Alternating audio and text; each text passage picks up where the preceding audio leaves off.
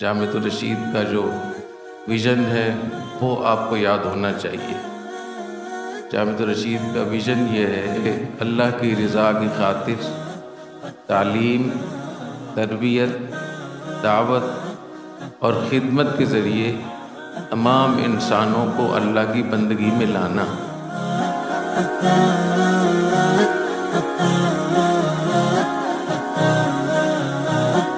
ये जामिअतुर रशीद का कमाल है कि मेरे शागिर्दों में MBBS डॉक्टर हैं, जो आलिम बने हैं, इंजीनियर हैं, पाकिस्तान नेवी में कमीशन ऑफिसर हैं। हम फ़ख्र से बता सकते हैं यार ये लेफ्टिनेंट कमांडर है। शागिर्द किसका है? मेरा है।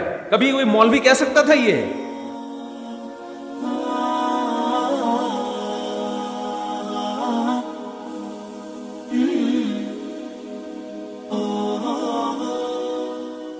देखें, जामिअतुर रशीद का जो विज़न है, मकसद अल्लाह की रज़ा है और इंसानियत को अल्लाह की बंदगी में लाना है। और उसके लिए जो हमने तरीक़ाकार इख्तियार किया वो तालीम का, तरबियत का और ख़िदमत ख़ल्क़ का रास्ता इख्तियार किया कि इस ज़रिए से हम जाके मखलूक की खिदमत करेंगे और इस तरीके से उनको अल्लाह की बंदगी में लाएंगे।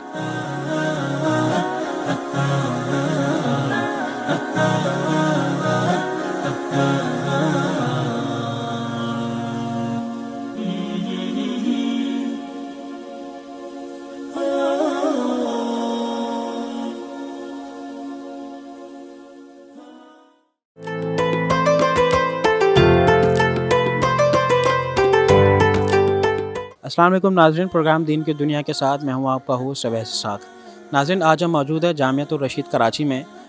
हम यहाँ का विज़िट करेंगे, यहाँ के तलबा, यहाँ के असातिज़ा, यहाँ के ज़िम्मेदारान से बात करेंगे और आपको दिखाएंगे कि किस तरीके से जामिअतुर रशीद कराची काम कर रहा है और इनकी जो नई तामीर होने वाली यूनिवर्सिटी है जिसका नाम अल ग़ज़ाली यूनिवर्सिटी है, वो किस तरीके से काम कर रही है। तो आइए हमारे साथ।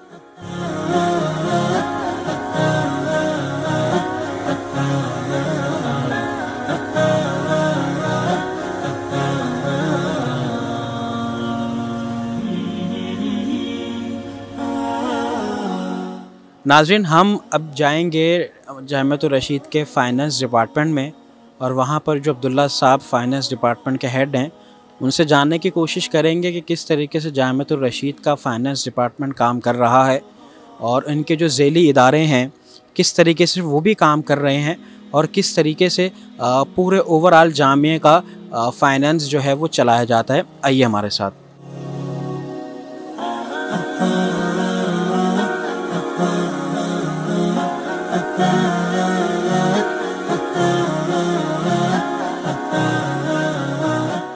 नाज़रीन, इस वक्त हमारे साथ मौजूद हैं अब्दुल्ला साहब जो कि फ़ाइनेंस मैनेजर हैं जामिअतुर रशीद कराची के। हम इनसे जानने की कोशिश करेंगे कि किस तरीके से जामिअतुर रशीद का फ़ाइनेंस काम कर रहा है और किस तरीके से उनका ऑडिट होता है, किस तरीके से डोनेशंस आते हैं और किस तरीके से उन तमाम डोनेशंस को जो उनके मोर दैन 40+ डिपार्टमेंट्स हैं उनमें डिस्ट्रीब्यूट किया जाता है। अस्सलाम वालेकुम। वालेकुम सलाम, कैसे हैं आप? ठीक हैं? खैरियत से? ठीक है, शुक्र।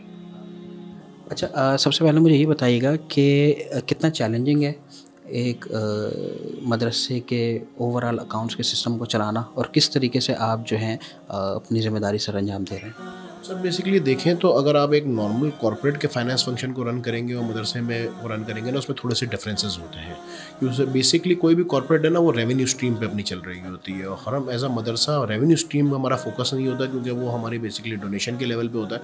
हमारा फोकस होता है ट्रांसपेरेंसी, कि हमारा डोनर हमें कोई भी पैसे दे या कुछ भी दे तो उसकी हमें ट्रांसपेरेंट, उसकी कंप्लीटनेस, उसकी एक्यूरेसी को इंश्योर करते हुए और सही जगह वो पैसा लगे विथ कंप्लीट बेनिफिट जो कि हमें जामिया को मिलने चाहिए, तो उसकी कंप्लायंस होती है। इसके लिए हमने अपना एक ओरेकल बेस्ड सॉफ्टवेयर भी लगाया हुआ है जिसको हम रन कर रहे होते हैं और उसमें हमने बहुत वेरियस प्रोटोकॉल्स कंट्रोल इंप्लीमेंट किए हुए हैं ताकि कोई भी हमारे इवन सिंगल पेनी भी इधर से उधर हमारी ना हो और हमारे जो भी एक्सपेंसेस हों वो बिल्कुल ही करेक्ट हो और उसकी यूटिलाइजेशन कंप्लीट हो। ठीक है अब्दुल्ला साहब, मुझे ये बताइएगा कि सबसे बड़ा जो मसला आता है FATF के बाद से वो ये होता है ऑडिट का और इंटरनेशनल फंडिंग का। तो ऑडिट को किस तरीके से आप इंश्योर कर रहे हैं ट्रांसपेरेंसी के एतबार से, और जो इंटरनेशनल फंडिंग आते हैं इस तरह के चैलेंज को कैसे ओवरकम कर रहे हैं? सर बेसिकली अगर इंटरनेशनल फंडिंग की बात करें तो इंटरनेशनल फंडिंग तो हमारे पास नॉर्मल रूटीन के प्रोसेस में आ रही होती है, सारी चीज़ें चल रही होती हैं। जहाँ तक आपने कंट्रोल की ऑडिट की बात की तो उसके अगेंस्ट हमने ना बहुत सारे कंट्रोल्स इंप्लीमेंट किए हुए हैं, जिसके अंदर मैं थोड़ी सी एग्जांपल दूँ कि हमारी कोई भी प्रोक्योरमेंट होती है वो 3 पार्टी कोटेशन के तहत होती है। सारी चीज़ें जितने भी हमारे वाउचर्स बनते हैं, जो भी एक्सपेंसेस होते हैं, उनका एक पहले कंप्लायंस फंक्शन के तहत उसका ऑडिट होता है और उसके बाद फिर वो रन थ्रू होती है और फाइनेंस के अंदर आती है। फिर फाइनेंस उसको अपना एक चेक लगाता है, उसमें फिर हमारे एक अथॉरिटी मैट्रिक्स है, उसके तहत वो इंश्योर होता है कि उसके अंदर तमाम साइन ऑफ्स हुए हुए हैं या नहीं हुए हुए, और फिर हम उसके चेक का प्रोसेसिंग होते हैं, ताकि ये जितने भी कंट्रोल्स हमारे इंप्लीमेंट हुए ना, उससे हमारी जितनी भी अजर्शंस हैं जो कि कंप्लीटनेस और एक्यूरेसी से रिलेटेड है वो कंप्लाई हो जाए। ठीक है अब्दुल्ला साहब, ये बताएं कि एक मदरसे का सिस्टम और एक कॉर्पोरेट का सिस्टम, दोनों में कोई डिफरेंस है? सर अकाउंटिंग सिस्टम की बात करें तो मोर और लेस वो सेम ही होते हैं, उसमें कोई खास डिफरेंस नहीं होता, बस वो एक रेवेन्यू स्ट्रीम का डिफरेंट होता है। बाकी जो अकाउंटिंग स्टैंडर्ड होते हैं वो भी कंप्लाई आईएएस से कर रहे होते हैं और हम भी कंप्लाई आईएएस से कर रहे होते हैं। हमारे एवरी ईयर एक्सटर्नल ऑडिट भी होते हैं, जो कि आजकल हमारा चल भी रहा है क्योंकि जून एंड हमारा क्लोजिंग पीरियड है। तो वो हमने अपने पास जो प्रोटोकॉल्स रखे हुए हैं उन्होंने कंप्लीट बिल्कुल ऐसे रखे हुए हैं कि जैसे एक नॉर्मल कॉर्पोरेट रन कर रहा है। आखिरी सवाल मैं आपसे पूछना चाहता हूँ, वो ये क्या जो प्रोटोकॉल्स आप फॉलो कर रहे हैं, जिस तरीके से आपने बताया, कराची में, पाकिस्तान में और मदारिस भी वो प्रैक्टिस कर रहे हैं, नहीं कर रहे? सर मेरे ख्याल से कुछ मदारिस तो कर रहे होंगे, लेकिन मैं तमाम मदारिस के बारे में कह नहीं सकूँगा, जो मेरी नॉलेज से रिलेटेड उस प्रोस्पेक्ट में नहीं है। लेकिन जो हमारे फंक्शंस हैं वो मैं इसकी ये ज़रूर इंश्योर कर सकता हूँ कि इससे बराबर मदारिस फॉलो कर रहे होंगे, इससे ज़्यादा नहीं कर रहे होंगे, क्योंकि हमारे पास जितने भी कंट्रोल्स इंप्लीमेंट होते हैं ना वो अल्हम्दुलिल्लाह सारे इंप्लीमेंटेड हैं। मुझे ये बताइएगा कि इस डिपार्टमेंट के तहत कितने शोबे जो हैं वो काम कर रहे हैं? सर ये बेसिकली फाइनेंस डिपार्टमेंट है, ये तो हमारा इन इटसेल्फ है, इसको मतलब सेपरेट डिपार्टमेंट है ये, इसका कोई किसी और डिपार्टमेंट से इंक्लिनेशन नहीं है। हाँ, जितनी भी दूसरे डिपार्टमेंट की फंक्शनिंग होती है या उनकी जो भी पेमेंट्स होती है या उनकी जो भी रिक्वायरमेंट्स होती है फाइनेंस से रिलेटेड, वो यहाँ पे आ रही होती है, लेकिन हमारा किसी को रिपोर्टिंग नहीं है, हमारी डायरेक्ट फाइनेंस कमेटी को रिपोर्टिंग है।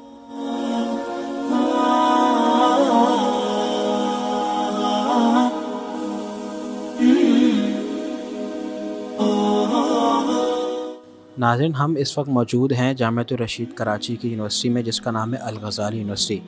नाज़रीन, ये यूनिवर्सिटी HEC से वेरीफाइड है और जामिअतुर रशीद को ये एज़ाज़ हासिल है कि ये वाहिद पाकिस्तान का मदरसा है जिनके पास एक अपनी यूनिवर्सिटी मौजूद है।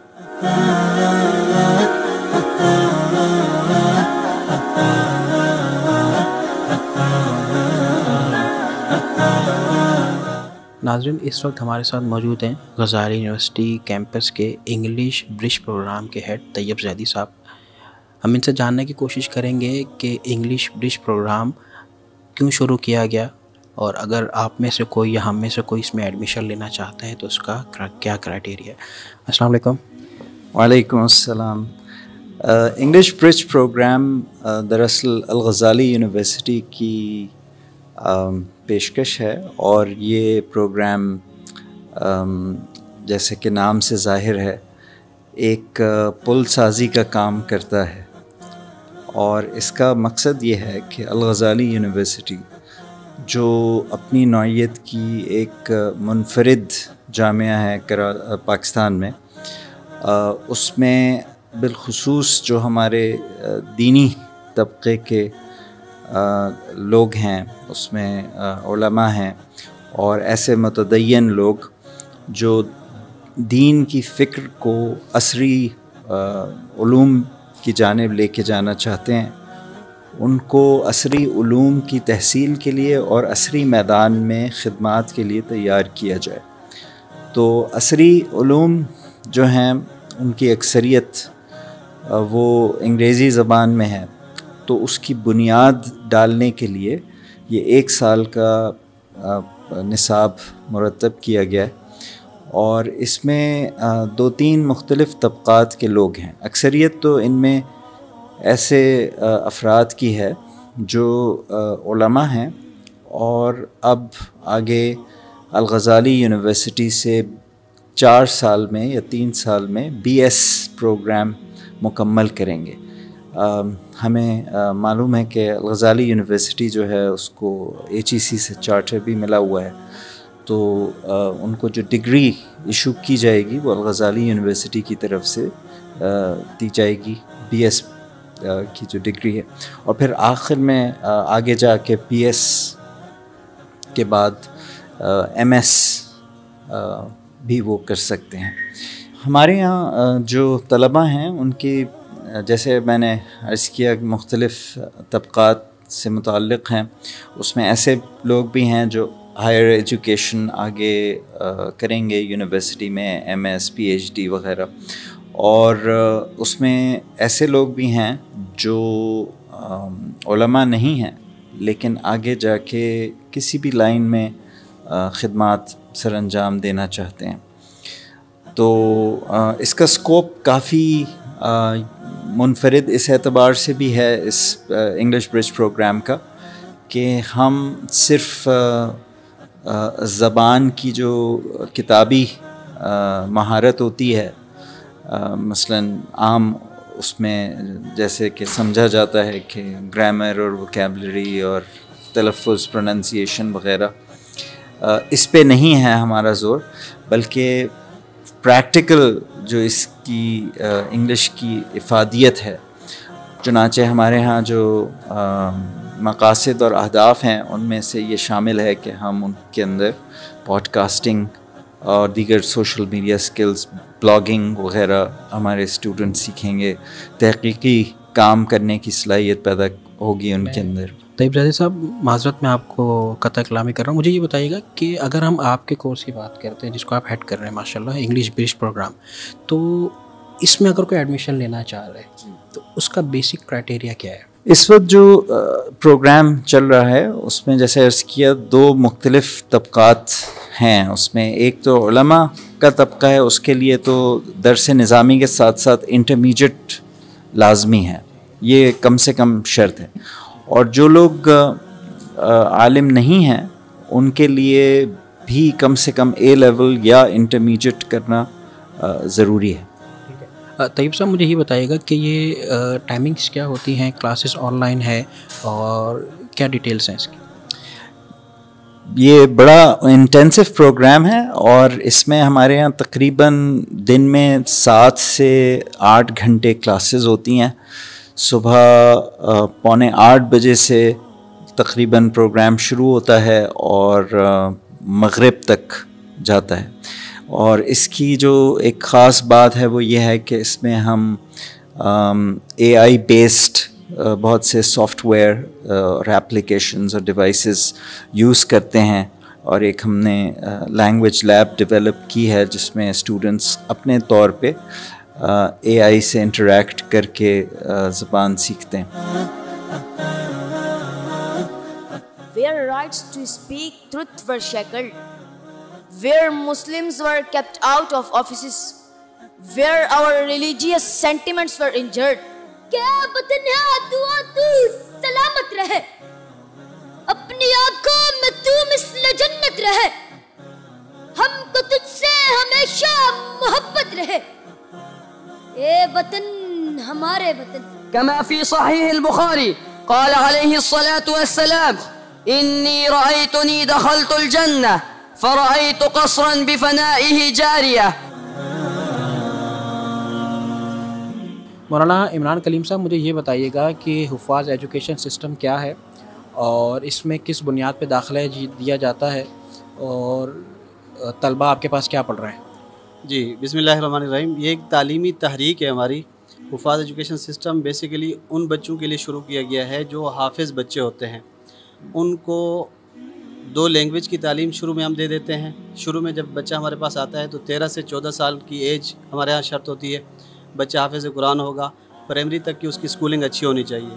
वो बच्चा पहले साल मुकम्मल अरबी पढ़ता है हमारे यहाँ। सुबह से शाम तक उसको अरबी पढ़ाई जाती है, लिखना बोलना सब अरबी में होता है।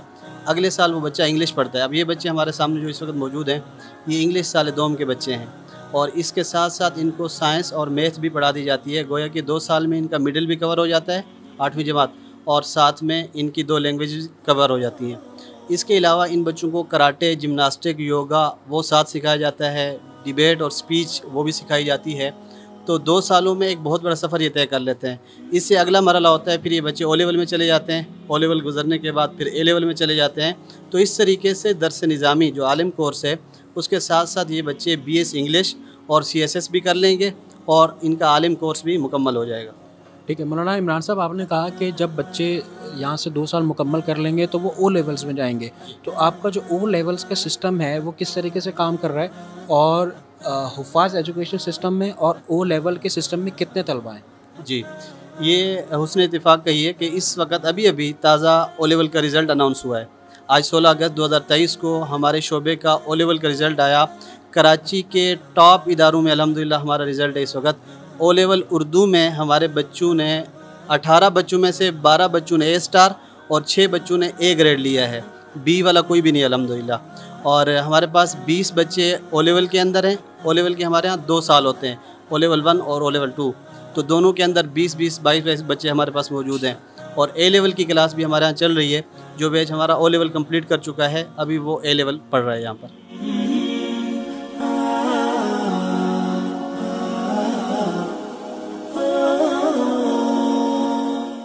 नाज़रीन, हम इस वक्त मौजूद हैं जामिअतुर रशीद कराची के एक मुनफरिद डिपार्टमेंट में जिसका नाम है JTR अलमनाई एसोसिएशन, और उसको हेड कर रहे हैं मौलाना मोहम्मद खावर असद साहब।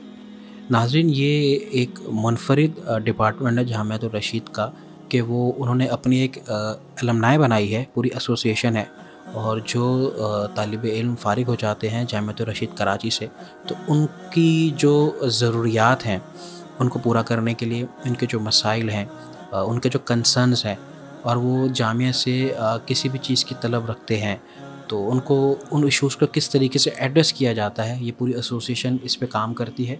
और इस अलमनाई का मकसद भी यही है। हम ये देखते हैं कि मदारिस में तो इस तरह की अलमनाई हमें नज़र नहीं आती, अलबत्ता बड़ी बड़ी यूनिवर्सिटीज़ में भी हमें अलमनाई एसोसिएशन नज़र नहीं आती। तो हम मौलाना मोहम्मद खावर असद साहब से इस हवाले से बात करेंगे कि अलमनाई एसोसिएशन किस तरह से काम कर रही है। अस्सलाम वालेकुम।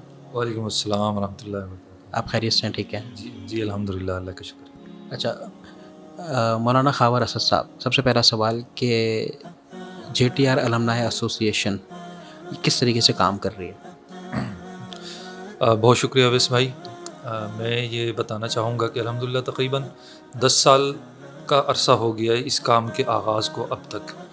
इसमें हमारा जो काम का आगाज़ होता है वो कैरियर काउंसलिंग से होता है। जब लास्ट ईयर होता है स्टूडेंट का और अब वो पास आउट होने वाला है, तो वहीं से हमारा काम शुरू हो जाता है कि उनके हाल अहवाल लेना और आगे की क्या प्लानिंग्स हैं, क्या करने जा रहे हैं, तो उसकी बाकायदा एक कैरियर काउंसलिंग मीटिंग होती है। और दूसरा जो हमारा जो असल काम है, बड़ा काम, तमाम अपने जितने पास आउट्स हैं उनका डेटा अपने पास रखना और उनसे राब्ते में रहना, उनको अपने जामिया के साथ टच में रखना। उन्हें कोई ऐसी मुश्किल अगर पेश आ रही है जिसमें हम उनकी कोई हेल्प कर सकें, वो उनको फराहम करना। यानी हमारा एक ऑफ़िस है जो 24 घंटे उनके लिए अवेलेबल है। ठीक है। खावर असद साहब, ये बताइएगा कि आपने कहा कि उनको जो मुश्किल पेश आ रही है, इसमें आपने एक फ़िल्टर लगा दिया, वो फ़िल्टर क्या है? किस हद तक आप जो हैं वो अलमनाई आपका डिपार्टमेंट है, किस हद तक मदद कर सकता है, किस हद तक उनकी कंसल्टेंसी कर सकता है? देखें, चूँकि एक तालीमी इदारा है और हमारे जो पास आउट्स हैं वो ज़्यादातर इसी मैदान में काम कर रहे हैं, मदारिस में भी, कॉलेज और यूनिवर्सिटीज़ में भी, और अपने भी अगर इदारे बना रहे हैं तो या तो इस्लामिक स्कूल्स हैं या ऐसे मदारिस हैं जिनमें स्कूल की तालीम भी है। तो ज़्यादातर हमारे पास आउट्स को इसी किस्म के इश्यूज़ होते हैं कि इदारे को चलाने के लिए क्या रहनुमाई चाहिए, क्या रूल्स एंड रेगुलेशंस होने चाहिए, क़वाइद व ज़वाबित होने चाहिए, उनको टीचर्स चाहिए, वो हम प्रोवाइड करते हैं। यानी एक फ़ाजिल को ज़रूरत है टीचर की और एक फ़ाजिल हमारा टीचर है और उसको नीड है जॉब की, तो हम इसमें भी ऐसा तरीक़ा करते हैं कि उनको प्रोवाइड कर देते हैं। ठीक। मौलाना मोहम्मद खावर कैसर साहब, ये बताइएगा कि एजुकेशन के अलावा क्या कॉर्पोरेट में भी आप अपने स्टूडेंट्स को भेजते हैं? मिसाल के तौर पे अगर कोई कॉर्पोरेट ऑफिस से आपसे रब्ता करता है कि जी उनको एक अकाउंट ऑफिसर चाहिए या फाइनेंस का कोई बंदा चाहिए, तो आप मार्केट में भी अपना ह्यूमन रिसोर्स दे रहे हैं? जी बिल्कुल बिल्कुल। ये अल्हम्दुलिल्लाह, चूँकि आपको पता है जामिअतुर रशीद की बहुत सारे शोबाजात हैं, तो चूँकि कॉर्पोरेट सेक्टर में भी हमारे SCS वगैरह काम करते हैं, तो उनके ज़रिए से भी और वैसे भी हमारे पास ये रिक्वायरमेंट आती रहती है। कहीं अकाउंटेंट ऐसे चाहिए जो आलिम दीन हो या मुख्तलिफ़ ज़िम्मेदारियों पर हमारी तरफ से जाते रहते हैं बंदे। आखिरी सवाल मौलाना मोहम्मद असद कैसर साहब, आखिरी सवाल वो ये है कि अब तक क्या अचीवमेंट आपके इस अलमनाई एसोसिएशन ने कर ली? देखें, सबसे बड़ी अचीवमेंट तो हमारी ये है कि तकरीबन 3,500 पास आउट्स वो हमारे साथ राब्ते में है। ये इतनी बड़ी अचीवमेंट है क्योंकि हमें इसमें 10 साल लगे, क्योंकि हमारे जो पास आउट्स हैं वो तो 20 साल पुराने भी हैं। और आपको मालूम है कि ना सोशल मीडिया पहले इतना था, ना लोगों के पास मोबाइल्स होते थे, तो एक एक फाजिल को ढूंढने हमने मुल्की सतह के 26 असफार किए हैं, जिसमें हमारा लास्ट जब सफ़र हुआ था तो उसमें 4 टीमें हमारी निकली थी जो पाकिस्तान के 93 सिटीज़ में गई थी।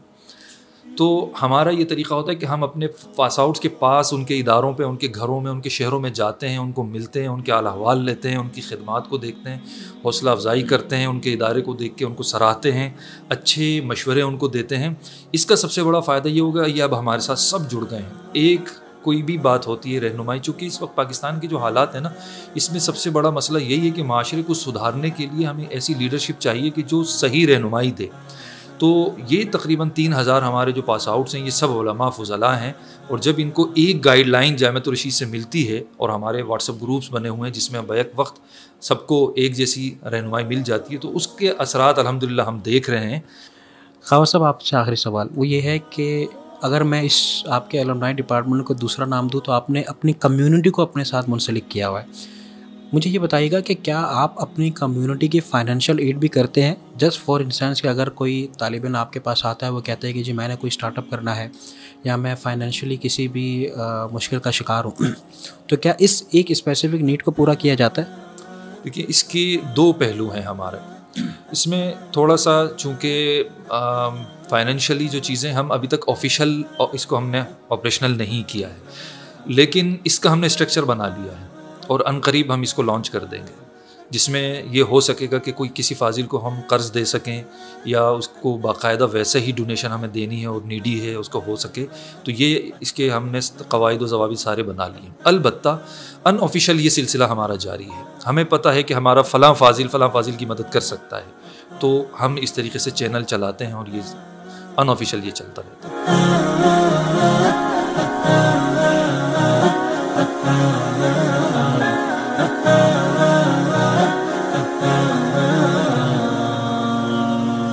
नाज़रीन, इस वक्त मौजूद हैं JTR मीडिया हाउस में और JTR मीडिया हाउस के हेड मुफ्ती फ़ाइज़ साहब हमारे साथ मौजूद हैं। अस्सलाम वालेकुम।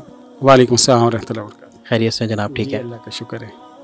अच्छा, सबसे पहले मुझे ये बताइएगा कि JTR मीडिया हाउस का क़याम कब अमल में आया और किस तरीके से आपका मीडिया हाउस जो है वो काम कर रहा है? जी, बिस्मिल्लाहिर्रहमानिर्रहीम। आगाज़ हमारा JTR मीडिया हाउस का हुआ है 2017 से। अप्रैल 2017 से ऑनबोर्ड जो है ये ऑपरेशनल है अल्हम्दुलिल्लाह। और उसके साथ साथ भी सबसे पहले जो हमारा प्रोग्राम था जो हमने लॉन्च किया वो आपके मसाइल का था, लाइव दारुल इफ्ता। इसके प्रोग्राम के ज़रिए से जो उर्दू जानने वाली दुनिया भर में कम्युनिटी है वो हमारे फेसबुक और यूट्यूब चैनल के ज़रिए हमसे सवालात पूछते हैं और हम उनके जो शरई मसाइल हैं उनके जवाबात देते हैं इस प्रोग्राम के ज़रिए। दूसरा हमारा ये प्रोग्राम आपको नज़र आ रहा है या युहन्नास यानी दरसे कुरान का, तो ये वाला प्रोग्राम है। इसमें हम दरसे कुरान के ज़रिए से कुरान मजीद की जो तालीमात हैं उनका फ़रोग़ देते हैं। इसी सेट पे जो है हमारा दरसे हदीस भी रिकॉर्ड होता है या युहन नबी के नाम से। तो वो दरसे हदीस ये हमारा JTR पॉडकास्ट है जो करंट इश्यूज़ होते हैं, मुख्तलिफ़ सोशल इश्यूज़ होते हैं, ख़ुसूसन ऐसे इश्यूज़ जिनमें शरई रहनुमाई दी जा रही होती है। जैसे अभी रोयत हिलाल का मसला आ रहा है, अभी चाँद नज़र आएगा, सफ़र का कब किस तारीख़ को आएगा, तो इस तरह के मुख्तलिफ़ जो करंट इश्यूज़ हैं उन पर हमारे प्रोग्राम यहाँ रिकॉर्ड होते हैं। तो यहाँ पे इस साइड पे हमारी जो जामिअतुर रशीद की ख़बरें हैं, जामिअतुर रशीद में होने वाली एक्टिविटीज़ हैं, जामिया में तकरीबन 40 के करीब डिपार्टमेंट्स हैं, तो उन तमाम की जो कवरेज है ख़बरों की वो हम इस साइड पे कर रहे होते हैं। ठीक है, आपने कहा कि 5 से ज़्यादा प्रोग्राम्स आप लोग कर रहे हैं, गाहे बगाहे कर रहे हैं।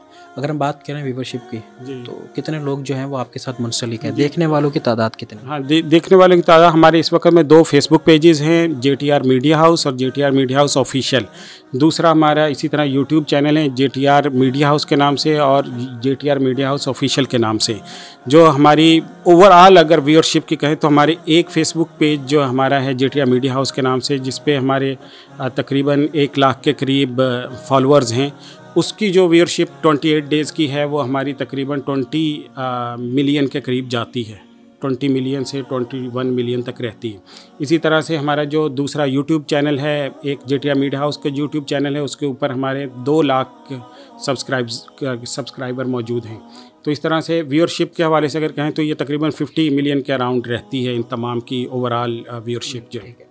ये चैनल मोनेटाइज हैं, बहुत से लोग तनकीद करते हैं उलमा पे और मदारिस पे कि वो चैनल मोनेटाइज करके अर्निंग कर रहे हैं। जी, हमारे यहाँ चूँकि जामियत रशीद का दारुल इफ्ता है, उससे फतवा इस हवाले से जारी हुआ है और तफसीलात के साथ कि किस तरह के कंटेंट की मोनेटाइजेशन जायज़ है और किस तरह से हो सकती है। तो उसी फतवे की बेस पे हमारा जो चैनल है जेटिया मीडिया हाउस का और जेटिया मीडिया हाउस ऑफिशियल के हमारे यूट्यूब चैनल्स दोनों मोनेटाइज हैं।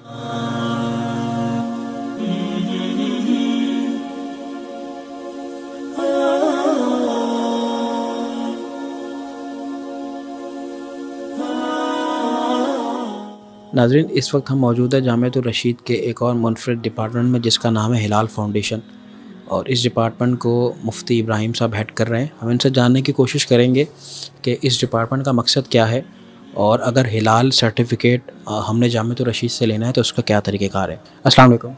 वालेकुम सलाम रहमतुल्लाहि व बरकातुहू। मुफ्ती इब्राहिम साहब, हिलाल फाउंडेशन का क़याम किस वजह से पेश आया और क्या खिदमत जो है वो आप मुहैया कर रहे हैं? बिस्मिल्लाहिर्रहमानिर्रहीम। देखें, हलाल फाउंडेशन एक सर्टिफिकेशन बॉडी है और उसके मुख्तलिफ़ सेक्टर्स हैं, मुख्तलिफ़ डिपार्टमेंट्स हैं, जिनमें हमारे जो है मुख्तलिफ़ जो कोर डिपार्ट है वो सर्टिफिकेशन का है और ट्रेनिंग का है और इसी तरह रिसर्च का है। हलाल फाउंडेशन को बनाने का जो मकसद है बेसिकली वो ये है कि इस वक्त दुनिया में ग्लोबलाइजेशन के बाद जो हलाल की तलब है, उसकी जो मांग है, उसमें काफ़ी इजाफ़ा हो चुका है और इस चीज़ को यकीनी बनाने के लिए और एश्योरिटी के लिए कि जो चीज़ हम इस्तेमाल कर रहे हैं, खा रहे हैं, पी रहे हैं एट्सेट्रा, तो उसमें जो है वो हलाल को यकीनी बनाने के लिए हलाल सर्टिफिकेशन का वजूद दुनिया में आया है। और वैसे तो हलाल का कॉन्सेप्ट बड़ा पुराना है और इस्लाम का बेसिक कॉन्सेप्ट है और 1440 साल पहले इस्लाम ने पेश किया, लेकिन ये कि आजकल के दौर में जो है उसकी ज़रूरत सर्टिफिकेशन की इस वजह से पेश आई ताकि जो ख़ुसूसन जो फॉरेन कंट्रीज़ के अंदर जो लोग रहते हैं तो उनको इस चीज़ को यकीनी बनाना होता है कि हम जो भी चीज़ इस्तेमाल कर रहे हैं वो हलाल हो बहैसियत एक मुस्लिम के, क्योंकि वहाँ पर हिल्लत और हुर्मत का मसला ज़्यादा होता है। वहाँ पर जहाँ एक ही शेल्फ़ के अंदर हलाल चीज़ें होंगी, वहीं पर जो है वो पोर्क पेस्ट चीज़ें मिल रही होंगी, वहीं पर नॉन हलाल चीज़ें मिल रही होंगी, तो उनको इस चीज़ की ज़्यादा ज़रूरत महसूस हुई और वहीं से ये चीज़ शुरू हुई कि हलाल सर्टिफिकेशन होनी चाहिए।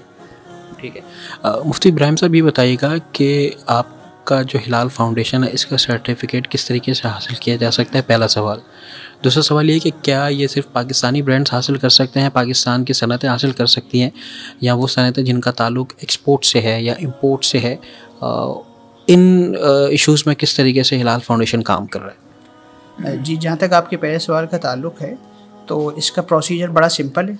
उसमें यह है कि सबसे पहले स्टेज 1 ऑडिट होता है, एप्लीकेशन फॉर्म, उसकी फिलिंग के बाद जो है हम हमसे इंग्रेडिएंट्स लिस्ट ले लेते हैं और ये सारी चीज़ें जो है वो टोटली एक हमारा डिस्क्लोज़र एग्रीमेंट होता है कि जिसमें जो है जो जो इंफॉर्मेशन हम उनसे लेंगे वो सारी चीज़ें जो है मुकम्मल कॉन्फिडेंशियल होती हैं और उसके बाद जो है वो हम उसी इंफॉर्मेशंस को मद्देनज़र रखते हुए डॉक्यूमेंटेशंस को मुकम्मल करके उनका स्टेज 1 ऑडिट करते हैं और स्टेज 1 की फाइंडिंग्स हम उनको दे देते हैं, जिसको वो एक मुकर्ररा दिन के अंदर दुरुस्त करके दोबारा हमें इन्फॉर्म करते हैं और उसके बाद फिर हम जाके स्टेज 2 ऑडिट कर लेते हैं और इस तरीके से उनका ये पूरा प्रोसीजर मुकम्मल होता है।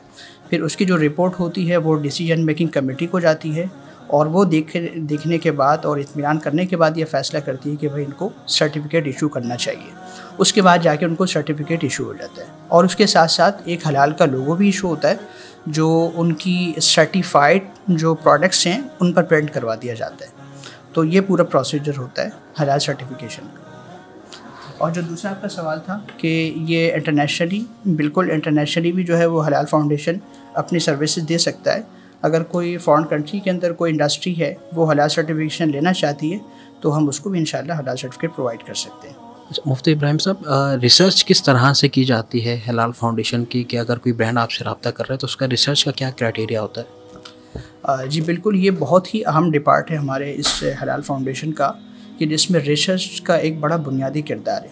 ख़ुसूसन इस वक्त जो मुस्लिम हैं मुख्तलिफ़ फ़ॉरेन कंट्रीज़ के अंदर रहते हैं, वर्ल्ड वाइड हमारे पास क्वेश्चंस आते हैं कि ये चीज़ हलाल है हराम है, ये खाना चाहिए नहीं खाना चाहिए। तो इस तरह के जो बहुत सारे करंट इशूज़ हैं तो उन पर अल्हम्दुलिल्लाह हमारा पूरा एक पैनल मौजूद है मुफ्तियान किराम का, और उनको सपोर्ट हासिल है बड़े मुफ्तियान किराम की। तो उसमें जो है किसी भी मसले को लेकर उस पर पूरी रिसर्च होती है। हमारा एक साइंटिस्ट का पैनल है, एक स्कॉलर्स का पैनल है, और दोनों को हम वो चीज़ पेश करते हैं जो साइंटिफिक उसके टेक्निकलिटीज़ हैं उनको जो साइंटिस्ट है वो बताते हैं, और उसकी रोशनी में फिर जो मुफ्तियान किराम है वो उस पर फतावा वगैरह लिखते हैं। नाज़रीन, इस वक्त हमारे साथ मौजूद हैं हिलाल फाउंडेशन के एडमिनिस्ट्रेटर और जो ट्रेनिंग्स वगैरह प्रोवाइड कर रहे हैं कॉर्पोरेट को, मार्केट को, मौलाना सैयद बाबर सानी साहब। अस्सलाम वालेकुम। जी वालेकुम अस्सलाम वरहमतुल्लाह। मौलाना साहब, ये बताइएगा कि अगर हम ट्रेनिंग्स की बात करें, हिलाल फाउंडेशन किस तरीके से ट्रेनिंग्स दे रहा है ब्रांड्स को, सनतों को, इदारों को, तो हमें थोड़ा बताइएगा इस हवाले से। जी बिस्मिल्लाहिर्रहमानिर्रहीम। बेसिकली ट्रेनिंग्स एंड इवेंट्स ये दो शोबे हैं जो कि हम रन करते हैं, और हमारी ट्रेनिंग के बेसिकली दो मोड्स होते हैं। एक तो फ़िज़िकली भी होता है और एक वर्चुअली होता है। तो हमारा जो एक फ्रंट ऑफिस है वो मोहम्मद अली सोसाइटी में है, वहाँ पर हमारा एक बाकायदा एक ट्रेनिंग रूम है, वहाँ पर हम फ़िज़िकली ट्रेनिंग्स देते हैं। जितने भी इंडस्ट्री प्रोफेशनल्स होते हैं, मैनेजर्स होते हैं और अपर लेवल जितने भी लोग होते हैं उनको वहाँ पर हम ट्रेनिंग्स देते हैं। जिस तरह माजी में हम ट्रेनिंग्स देते रहे हैं, PS 3733 की देते रहे हैं, और इसी तरह फूड सेफ्टी लेवल 1, लेवल 2 और लेवल 3 की ये ट्रेनिंग हम वहाँ पर फ़िज़िकली देते रहे हैं। और इसी तरीके से जहाँ पर हम जो मर्द हज़रात की ट्रेनिंग देते हैं, हमारे यहाँ ख़वातीन की भी ट्रेनिंग का अहतमाम होता है। तो हमारे पास एक बहुत बेहतरीन फॉर्मेट है ख़वातीन की ट्रेनिंग का, वो हम हर साल उसको लॉन्च करते हैं। वो है कि एक तो हलाल आगाही है और एक फूड सेफ्टी है। ये दोनों ट्रेनिंग्स ख़वातीन की हैं, और ये दोनों ट्रेनिंग्स ऑनलाइन होती हैं 1 माह के लिए, सिर्फ़ और सिर्फ ख़वातीन के लिए होती हैं। इसमें ख़वातीन शिरकत करती हैं, और इस ट्रेनिंग के अंदर हम personal hygiene, food hygiene, kitchen management और ये तमाम साफ़ सफाई से जो मुताल्लिक़ तमाम चीज़ें होती हैं इसमें हम वो डिस्कस करते हैं। फूड सेफ्टी के अंदर, हलाल अवेयरनेस के अंदर हम जो वो तमाम रोज़मर्रा के काम होते हैं जो ख़वातीन जिनका सामना करती हैं, उनसे हम उनको बचाव की तदबीर बताते हैं।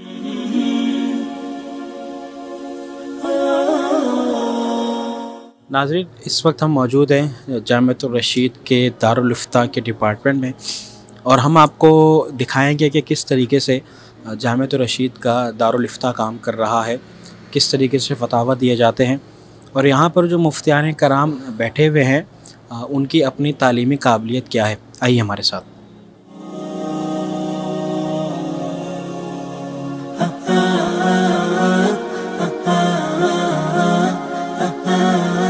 नाज़रीन, इस वक्त हमारे साथ मौजूद हैं जामिअतुर रशीद में दारुल इफ्ता सेक्शन में जो मैनेजर हैं, जो एडमिनिस्ट्रेटर हैं, इन तमाम दारुल इफ्ता को लुक आफ्टर कर रहे हैं मुफ्ती इफ्तिखार साहब। उनसे हम बातचीत भी करेंगे और उनकी मौजूदगी में इंशाअल्लाह हम दारुल इफ्ता का विज़िट भी करेंगे। अस्सलाम वालेकुम हज़रत। वालेकुम अस्सलाम वरहमतुल्लाहि वबरकातुहू।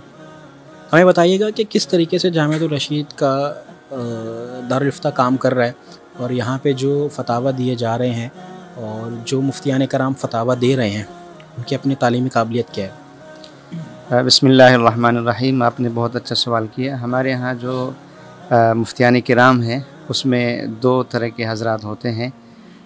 एक तो सीनियर मुफ्तियान किराम है जो मुसहिह होते हैं और जो फ़तवे पर तस्दीक़ी दस्तखत करते हैं। दूसरे हज़रात वो होते हैं जो फ़तवा तैयार करते हैं। इन दोनों हज़रात की तालीम एक तो कुरान और हदीस के हवाले से आलिम कोर्स के बाद मुफ्ती कोर्स वो हैं, और इसके अलावा हमारे यहाँ जो मुफ्तियान किराम हैं उनमें कुछ हज़रात LLB कर चुके हैं, और इसके अलावा MA BA वगैरह ये सब आसरी तालीम भी तकरीबन कर चुके हैं।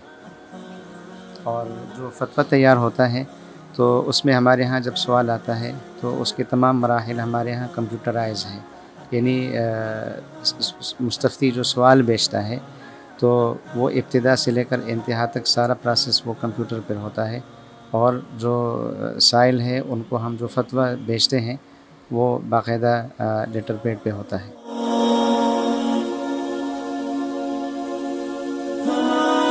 तरफ हमारे वो हजरात हैं जो फतवा लिखते हैं, तैयार करते हैं, और इस तरफ वो हजरात हैं जो फतवे पर तस्दीकी दस्तखत करते हैं और मुसहिहीन कहलाते हैं।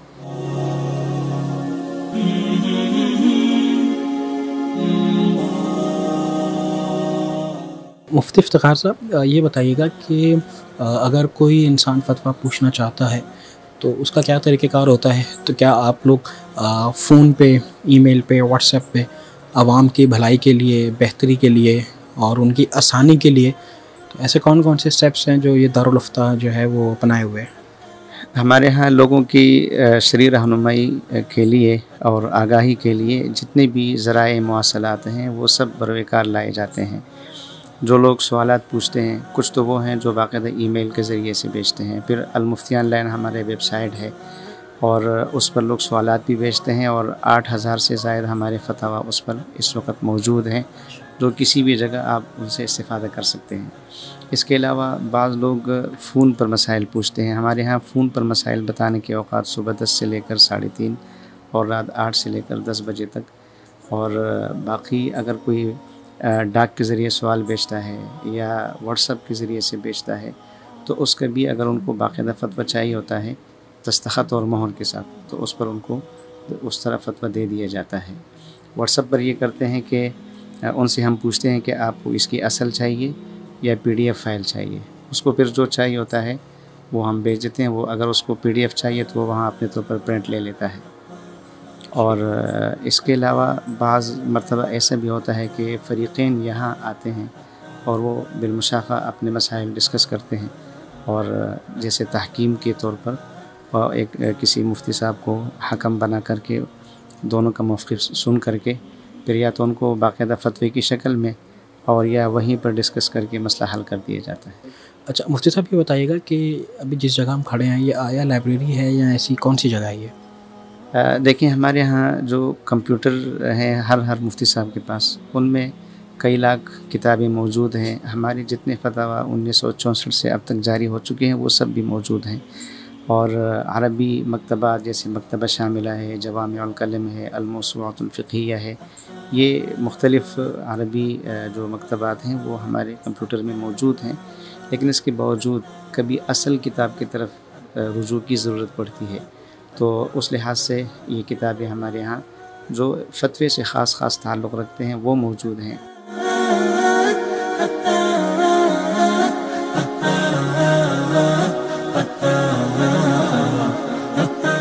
नाज़रीन, इस वक्त हमारे साथ मौजूद है मुफ्ती अरशद साहब, जो कि हेड कर रहे हैं जामिअतुर रशीद कराची में दर्स निज़ामी के डिपार्टमेंट को। इनसे जानने की कोशिश करेंगे कि जामिअतुर रशीद कराची में दर्स निज़ामी का जो सेटअप है, जो पूरा डिपार्टमेंट है, वो किस तरीके से काम कर रहा है और किस तरीके से जदीद तकाज़ों के मुताबिक दूसरे मदारिस से कितना मुख्तलिफ है। अस्सलाम वालेकुम। वालेकुम अस्सलाम वरहमतुल्लाह। जामिअतुर रशीद का जो तालीमी निज़ाम है, दर्स निज़ामी 8 साल कोर्स है जो कि मदारिस में पढ़ाया जाता है, यहाँ भी अल्हम्दुलिल्लाह। लेकिन ये कि जदीद तकाज़ों के मुताबिक जैसे आपने कहा, तो उसी के मुताबिक इसको डिज़ाइन किया गया है, इसलिए कि जामिअतुर रशीद का एक विज़न है।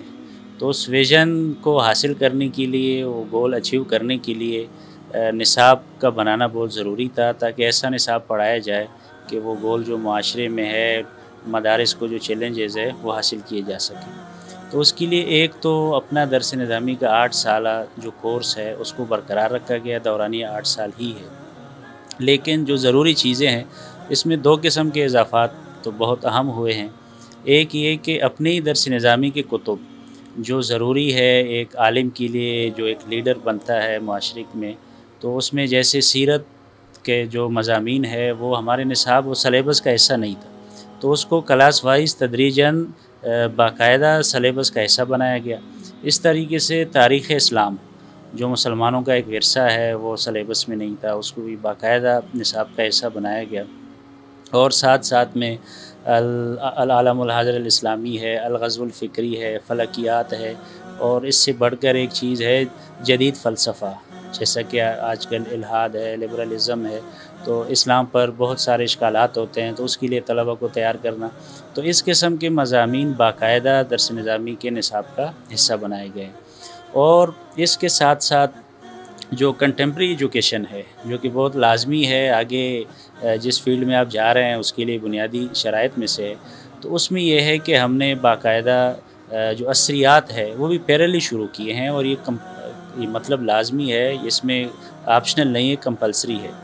वो ये कि जो तलबा हमारे पास आते हैं, इनरोल होते हैं, तो स्कूलिंग सिस्टम भी उनका शुरू हो जाता है और बाकायदा रेगुलर होता है। तो first year second year inter की एजुकेशन है, उसमें आर्ट्स के मज़ामीन भी है और कॉमर्स के मज़ामीन भी है, और उसके बाद फिर ग्रेजुएशन है। ग्रेजुएशन में भी हमारे आर्ट्स के मज़ामीन है और कॉमर्स की भी है। इस तरीके से BS फाइनेंस है, BBA है। अब जो आगे कुछ प्रोग्राम शुरू हो रहे हैं उसमें BS इंग्लिश भी है, और इस तरीके से जो मज़ीद है उसमें BS एजुकेशन बहुत अहम है, वो भी लॉन्च हो रहा है, और आखिर में जाकर मास्टर के लेवल की पढ़ाई भी होगी। तो वह जामिअतुर रशीद ने जो पैकेज दिया है एजुकेशन तलबा के लिए, वो आलिम कोर्स मुकम्मल 8 साल, इसी के साथ साथ जो असरियात का निज़ाम है वो भी मर्ज किया। तो ये तो बहुत एक दो अहम वो थी बुनियादी इस्लाहात। मुफ्ती साहब ये मुझे बताइएगा कि कितने तलबा जो हैं वो आपके पास जो हैं वो तालीम हासिल कर रहे हैं? जी, हमारे पास बेसिकली 2 शोबे दर्स निज़ामी उर्दू और अरबिक मीडियम है, तो इसके 1350 तक तलबा दोनों शोबों में है।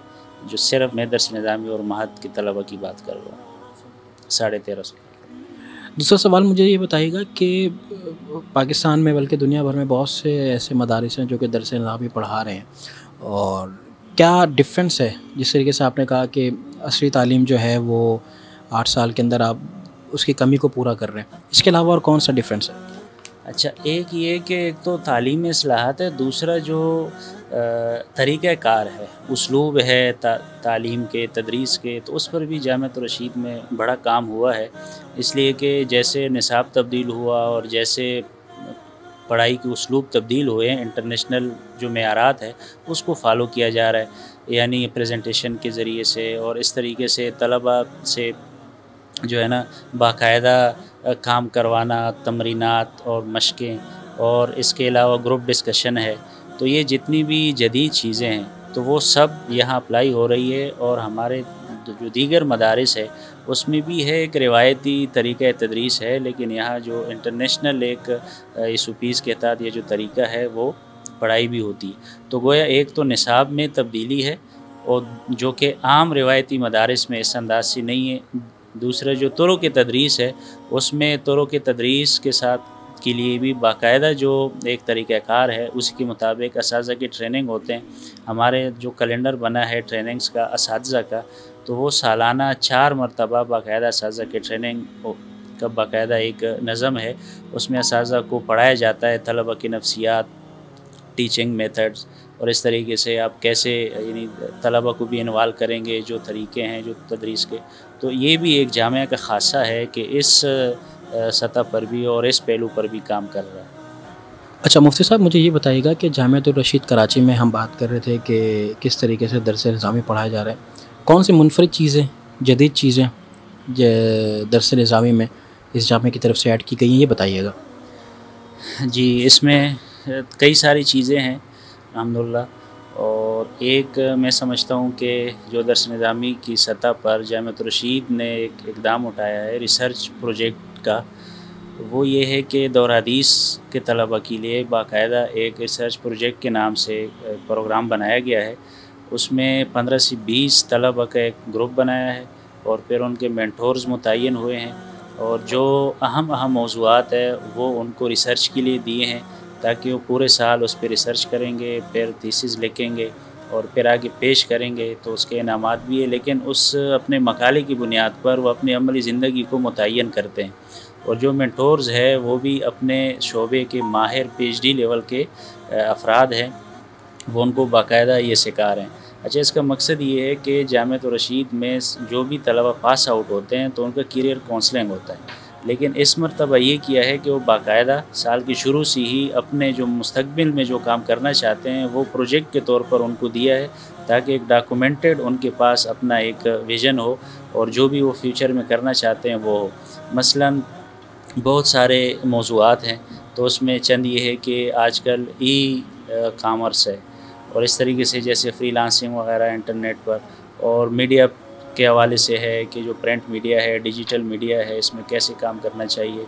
और इस तरीके से जो एजुकेशनल कंसल्टेंसी है कि आदमी एक इदारा बनाएगा तो किस तरह से रजिस्टर करेंगे, अगर फिर वो बैनुल-अक़वामी सतह पर जाते हैं तो उसको क्या क्या चीज़ें करनी चाहिए। ई एनर्जी है, ग्रीन एनर्जी जो आजकल है, सोलर है और बिजली के हवाले से, तो ये इस मकातिब आप कैसे कायम करेंगे, फलाही और समाजी इदारे आप कैसे कायम करेंगे।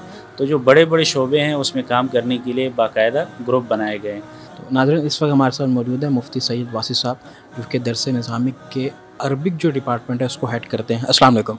वालेकुम सलाम व रहमतुल्लाहि व बरकातुहू। हज़रत, ये बताइएगा कि अरबी ज़बान में मुकम्मल दरस निज़ामी पढ़ाना कितना चैलेंजिंग है आपके लिए?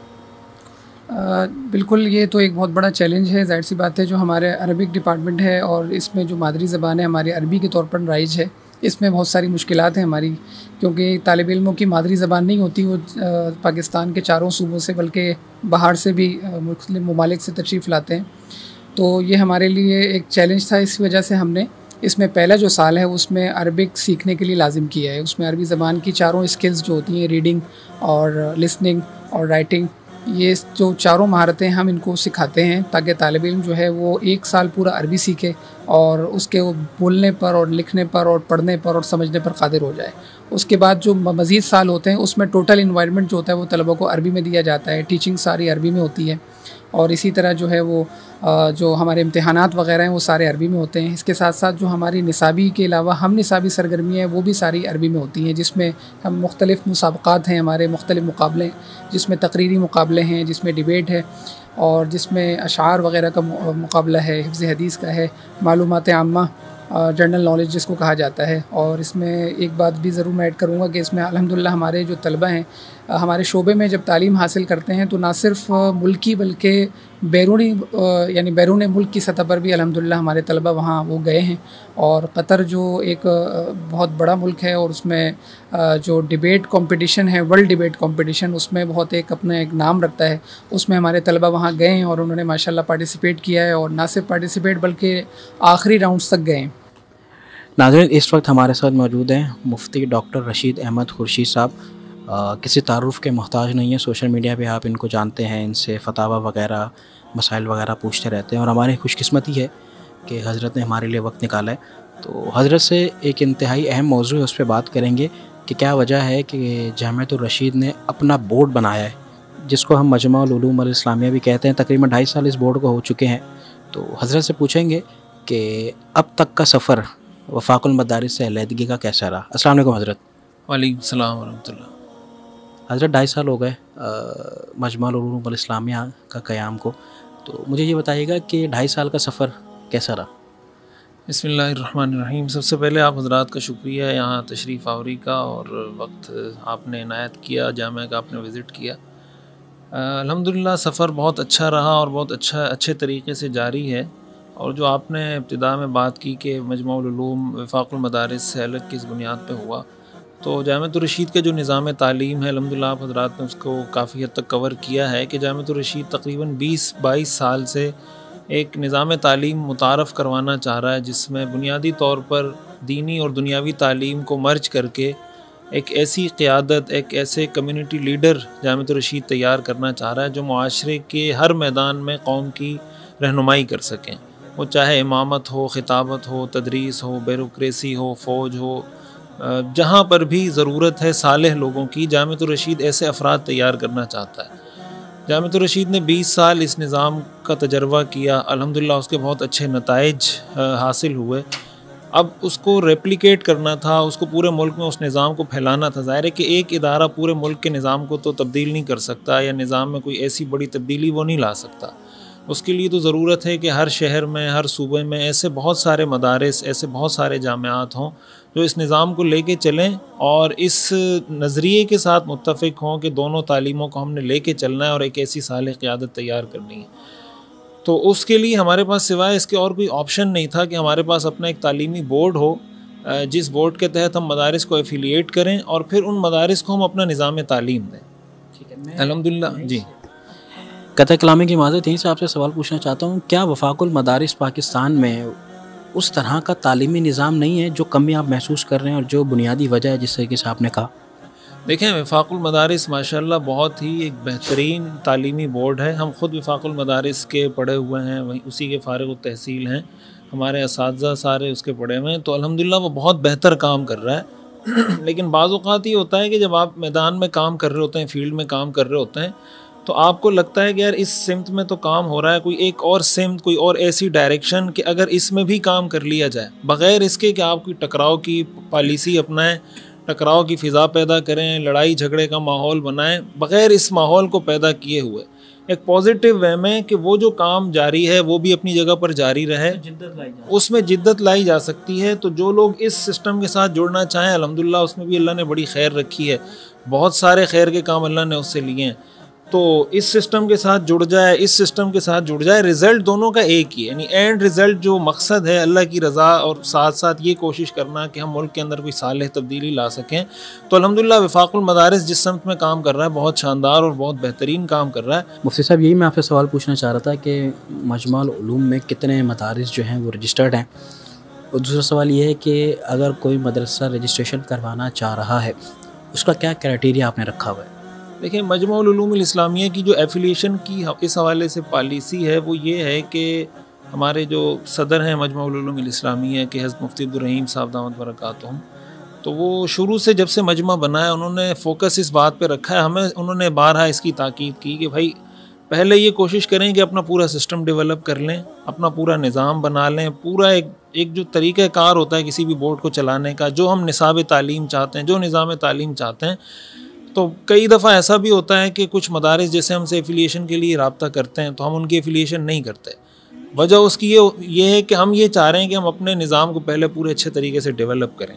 जो हम सोच रहे हैं, जिस तरीके से हमने मदारिस को लेके चलना है, निसाब में हमने जो तब्दील, अभी तकरीबन 14 ऐसे सब्जेक्ट हैं दरस निज़ामी में जो हमने ऐड किए हैं, यानी दरस निज़ामी में पहले ऐड नहीं थे, हमने वो ऐड किए हैं वो मज़ामीन। और उसके साथ साथ जब ये सिस्टम हमारा एक सही मतलब मजबूत बुनियादों पे खड़ा होकर अपनी वर्किंग शुरू कर देगा तो इंशाल्लाह फिर हम एफिलिएशन के लिए प्रॉपर मज़ीद आगे बढ़ेंगे। बाकी हमारा एफिलिएशन का प्रोसेस ये नहीं कि वो चल नहीं रहा, अल्हम्दुलिल्लाह वो जारी है, लेकिन हम अपनी शराइत के मुताबिक मदारिस को देखते हैं। तो तरीक़ाकार उसका बड़ा सिंपल है, हमारी वेबसाइट है muied.edu.pk, मजमुअल उलूम की वेबसाइट है, फेसबुक पेज भी है, यूट्यूब चैनल भी है। तो हमारी वेबसाइट पर उसकी तमाम तफसीलात मौजूद हैं, जो हमारा एफिलिएशन का फॉर्म है, रजिस्ट्रेशन फॉर्म है, वो सारे फॉर्म्स वहाँ पे मौजूद हैं। और तो वहाँ से डाउनलोड करके अगर कोई वो फॉर्म फिल करके हमें हमारे हेड ऑफिस भेज देता है, हम उसके बाद ये करते हैं कि वहाँ किसी को विज़िट के लिए भेजते हैं ताकि वो ग्राउंड पे जाके एक मुआयना चेक लिस्ट हमने बनाई है, वो चेक लिस्ट हमें पुर करके भेजता है कि भाई मैंने इस इदारे का विज़िट किया है, ग्राउंड पे मौजूद है और फॉर्म में जो इंफॉर्मेशन इन्होंने दी है ठीक है या ठीक नहीं। जब वो पूरी तरह हमें बता देता है मुतमईन होकर कि भाई मैं मुतमईन हूँ, आप इनकी एफिलिएशन कर सकते हैं, तो उसके बाद हम उनकी एफिलिएशन यहाँ से उनकी जो सर्टिफिकेट है वो जारी कर देते हैं। साथ ही साथ हम एक सहूलत मदारिस को ये भी फराहम कर रहे हैं कि जो मदारिस हमसे एफिलिएशन कर रहे हैं, हम उनको जो सरकारी रजिस्ट्रेशन है वो हम यहाँ से उनको फ्री में करवा के दे रहे हैं खुद, बग़ैर किसी चार्जेस के। मुफ्ती साहब, अगर हम जामिअत रशीद के अगराज़ व मकासिद और क़याम के हवाले से बात करें, हमने जैसा कि तकरीबन हर डिपार्टमेंट का विज़िट किया है, हमने ये चीज़ महसूस की है कि जामिअत रशीद की जो सोच है वो सबसे अलग है। लेकिन माजी में जब हमने देखा है कि ज़रम मोमिन जैसा रिसाला जामिअत रशीद से निकलता रहा, अस्करियत पसंदी का फ़रोग़ जो है वो यहाँ से होता रहा, इतना बड़ा चेंज जामिअत रशीद में आ गया और लोगों ने आप पे इल्ज़ाम लगाना भी शुरू किया कि आप जो हैं वो इस्टेब्लिशमेंट के बहुत ज़्यादा करीब हैं। तो इस तरह की बातों को, इतने बड़े चेंज को आप कैसे देखते हैं? देखिए, हम अगर तारीख़ का मुताला करें, मुसलमानों की जो तारीख़ रही है, फिर मुसलमानों में वो शख्सियात जिन्होंने इस्लामी तारीख़ में तजदीदी काम किए हैं, उनमें हज़रत शेखुल हिंद मौलाना महमूदुल हसन साहब, हज़रत शाह वलीउल्लाह मुहद्दिस देहलवी रहमहुल्लाह और हज़रत मुजद्दिद अल-फ़िसानी रहमहुल्लाह, इन शख्सियात का नाम बहुत नुमाया मिलता है इस्लामी तारीख़ में। मौलाना कासिम नानोतवी साहब रहमतुल्लाह अलैह, यानी ये वो शख्सियात हैं जिन्होंने तारीख़ में इस तरह का काम किया है कि पूरे रियासत का इन्होंने सिमत मुतय्यन की है, पूरी रियासत की समझे उन्होंने रुख मुतय्यन कर दिए हैं। असल बात ये है कि जब आप फील्ड में काम करने के लिए जाते हैं तो ये तो एक कॉमन सी बात है कि आप कुछ भी करेंगे तो कुछ ना कुछ इल्ज़ाम तो आप पे लगना ही है, आप अच्छा करें बुरा करें। कहते हैं करामे की माज़रत है, आपसे सवाल पूछना चाहता हूँ। आपने कहा कि हमने अपने मकसद पे जाना है, लेकिन उससे पहले आपने मकसद नहीं बताया। 2 जुमलों में अगर आप बताएं कि जामिअतुर रशीद का मकसद जो है वो ये है। देखें, जामिअतुर रशीद का जो विज़न है वो ये है कि अल्लाह की रज़ा की खातिर तालीम, तरबियत, खिदमत के ज़रिए बंदों को अल्लाह की बंदगी में लाना। वो पूरा रिटन फॉर्म में मौजूद है कि जामिअतुर रशीद का विज़न क्या है। बुनियादी तौर पर अल्लाह की रज़ा के लिए मकसद अल्लाह की रज़ा है और इंसानियत को अल्लाह की बंदगी में लाना है, और उसके लिए जो हमने तरीक़ाकार इख्तियार किया वो तालीम का, तरबियत का और ख़िदमत खल्क़ का रास्ता इख्तियार किया कि इस ज़रिए से हम जाके मखलूक की खिदमत करेंगे और इस तरीके से उनको अल्लाह की बंदगी में लाएंगे। बुनियादी तौर पर मकसद ये है। मुफ्ती साहब, हुकूमती सतह पे हमने देखा है कि मदारिस के साथ सपोर्ट नहीं की जाती। हम देखते हैं कि जो मदारिस के मसाइल हैं, चाहे वो फ़ंडिंग के मसाइल हैं, इंटरनेशनल फ़ंडिंग के मसाइल हैं, सिक्योरिटी के मसाइल हैं, और इल्ज़ाम तराशी भी कई मरतबा मदारिस में की जाती है, जिससे कि जैसे आपने खुद अर्ज़ किया। तो इन तमाम मामलात के हवाले से कभी सरकारी सतह पे आपकी बातचीत हुई है? देखें, हमारी जो ज़्यादा मुलाकातें होती हैं तो हमारे बड़े हजरात ही मुलाकात करते हैं, और इस पर एक दफ़ा नहीं 12 मीटिंग्स हुई हैं, 12 मुलाकातें हुई हैं। उन इशूज़ को डिस्कस किया गया है कि भाई इसकी रीज़न्स क्या हैं, इसकी वजूहात क्या हैं। ज़ाहिर है कि तो ग्राउंड रियलिटी है कि मदारिस को माजी में बहुत ज़्यादा तंग किया जाता रहा है, बहुत ज़्यादा उनको परेशान किया जाता रहा है। इवन के खाल जमा करने के लिए NOC तक मिलना वो एक पूरा एक दर्द सर बन जाता है मदारिस के लिए। तो इस पर अल्हम्दुलिल्लाह हमारे जो वफाकुल मदारिस के हज़रात हैं, बड़े हज़रात, हमारे मजमुअल उलूमुल इस्लामिया के बड़े हज़रात, उनकी जो भी आला क़यादत है मुल्क की, उनके साथ 12 मीटिंग्स हुई हैं, मुलाकातें हुई हैं। तो जहाँ जहाँ जो गलतियाँ थी उसको आइडेंटिफाई किया गया। उन्होंने भी बताया, हमने भी बताया कि अगर इस साइड से कोई ऐसी चीज़ थी जिसको ठीक होना चाहिए था तो उन्होंने बताया, अगर उनकी साइड पे ऐसी कोई चीज़ थी जिसको ठीक होना चाहिए था तो बड़ों ने बताया। तो अब अगर आप देखें अल्हम्दुलिल्लाह मदारिस के साथ हुकूमत का, जैसे मैंने आपको बताया कि मदारिस पहले कभी दहशतगर्दी वाले मिनिस्ट्री के, हाँ, तो अब अल्हम्दुलिल्लाह वज़ारत तालीम के अंडर ये मदारिस काम कर रहे हैं। तो आहिस्ता आहिस्ता मामलात बेहतरी की तरफ जा रहे हैं। मुफ्ती साहब, मदारिस की फ़ंडिंग के हवाले से अमूमन बात की जाती है, और इस हवाले से मैं आपसे पूछना चाहता हूँ कि अब चूँकि ताजिर बरादरी भी ज़बू हाली का शिकार है, मुल्क के माशी हालात आपके सामने हैं, कितना चेंज देख रहे हैं फ़ंडिंग में इस वक्त जो पहले होती थी और अब जो फ़ंडिंग हो रही है? देखिए, ये बात तो एक हकीकत है कि ताजिरों के हालात और मुल्क के माशी हालात वो ठीक नहीं हैं, और फंडिंग की प्रॉपर बाकायदा सूरत हाल तो हमारा जो अकाउंट्स का डिपार्ट है वो शायद आपको ज़्यादा बेहतर बता सकें। लेकिन बहरहाल मदारिस मुतासिर हुए हैं इससे। उसमें भी हम मदारिस को फिर अगेन ये कहते हैं, खुद जामिअतुर रशीद इस पॉलिसी पर अमल कर रहा है कि आप दीगर सोर्सेज की तरफ जाएँ। जैसे जामिअतुर रशीद में रिसर्च प्रोजेक्ट की बेस पर आप कमा सकते हैं। जामिअतुर रशीद यानी आप कोई रिसर्च करके दें, उसकी बेस पे आप अपनी कोई इनकम जनरेट करें। इसी के साथ साथ आप बच्चों से फ़ीस ले सकते हैं। जामिअतुर रशीद ने जो ऐसे बच्चे हैं जो अपनी फ़ीस अदा कर सकते हैं, उनसे फ़ीस जामिअतुर रशीद ले रहा है। तो अगर ताजिरों के लिए मुश्किलात है तो बच्चे को अपनी फ़ीस देने में तो कोई मुश्किलात नहीं है। लेकिन अगर एक मुश्किल आती है, आप उसको सामने रख कर अपने लिए और राहें तलाश करते हैं, तो मेरे ख्याल से फिर वो आहिस्ता आहिस्ता वो चीज़ें भी आसान होती चली जाती।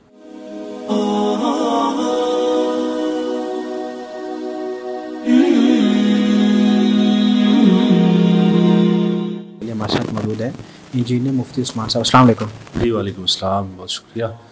हज़रत, मदारिस में तो इस तरह का कोई डिपार्टमेंट होता ही नहीं है, तो आप बुनियादी तौर पर लोड शेडिंग से परेशान हैं या कि इलेक्ट्रिक के बिल ज़्यादा हैं, क्या वजह है कि आपने इस डिपार्टमेंट का क़याम किया? जी, ये बात आपकी बिल्कुल सही है। मदारिस में तो ऐसा प्रोफेशनल तरीके से बहुत मुश्किल होता है, वसाइल भी महदूद होते हैं, तो बिल्कुल लोड शेडिंग से भी परेशान हैं। और जो बिल हमारे आते हैं तो मंथली हमारा जो इलेक्ट्रिसिटी के इलेक्ट्रिक का बिल है 3 to 4 मिलियन था, 40 लाख 45 लाख ये बिल आ रहा था। इसी तरह हमारा जो गैस का था वो 2.5 मिलियन 3 मिलियन 3.5 मिलियन इसके अराउंड हमारा जाता था। तो बहुत ज़्यादा डिस्टर्बेंस थी बिल के एतबार से भी और लोड शेडिंग के एतबार से भी।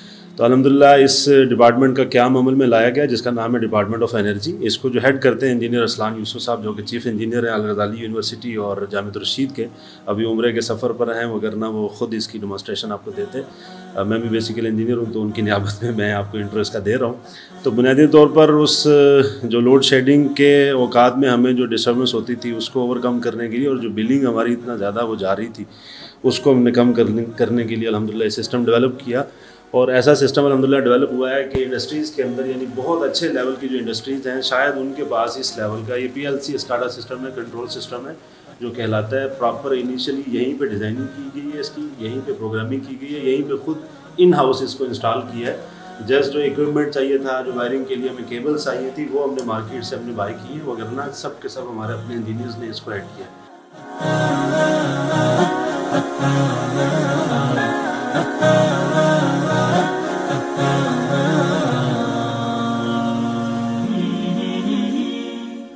नाज़रीन, इस वक्त हमारे साथ मौजूद है मौलाना कामरान कैसर साहब जो कि VC ऑफ़िस को असिस्ट करते हैं। हम इनसे बात करेंगे कि फ़िक़्हुल मामलात FUM जो कोर्स है जामिअतुर रशीद कराची का, जो कि एक मुनफरिद स्पेशलाइजेशन है, किस तरीके से ये कोर्स अपना किरदार अदा कर रहा है मार्केट में, कॉर्पोरेट में अच्छा ह्यूमन रिसोर्स प्रोवाइड करने में। अस्सलाम वालेकुम। कैसे हैं आप खैरियत से ठीक हैं? मौलाना कामरान कैसर साहब, सबसे पहला सवाल मेरा आपसे ये है कि फ़िक़्हुल मामलात कोर्स की ज़रूरत क्यों पेश आई और एक इतनी यूनिक स्पेशलाइजेशन का क्या फ़ायदा हो रहा है कॉर्पोरेट को?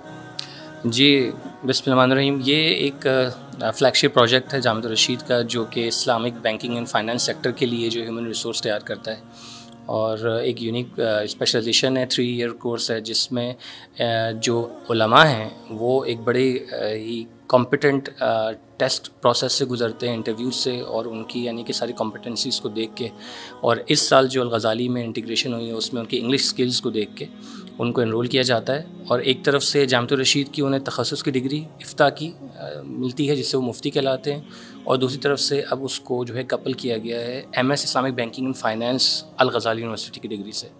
तो यूँ ये दोनों यानी कि डिग्रीज़ के साथ मार्केट में जाते हैं और इस्लामिक बैंकिंग फाइनेंस के जो भी रेलिवेंट सेक्टर्स हैं, चाहे वो बैंक्स हों, कॉर्पोरेट्स हों या ये के SMEs हों, वहाँ पे ये अपनी शरिया services along with their financial expertise जो हैं वो रेंडर करते हैं।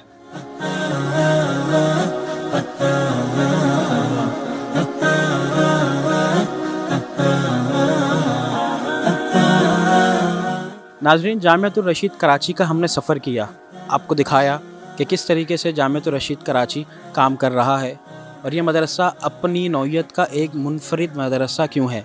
हमने यहाँ के तलबा, यहाँ के असातिज़ा और यहाँ के ज़िम्मेदारान से बात की और आपको दिखाने की कोशिश की कि किस तरीके से एक जदीद तरीन दीनी मदरसा अपनी खिदमत सरअंजाम दे रहा है।